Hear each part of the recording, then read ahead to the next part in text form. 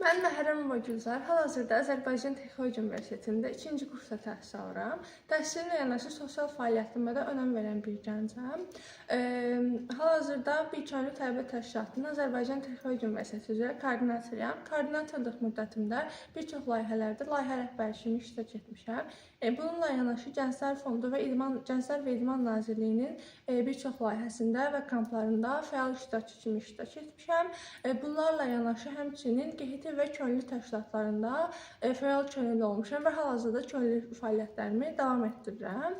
Məni ilhamlandıran şey öz uşaqlığımdır. Öz uşaqlığımda özümə söz verən insan olmaqdır və hal-hazırda bunun üçün var gücümlə çalışıram.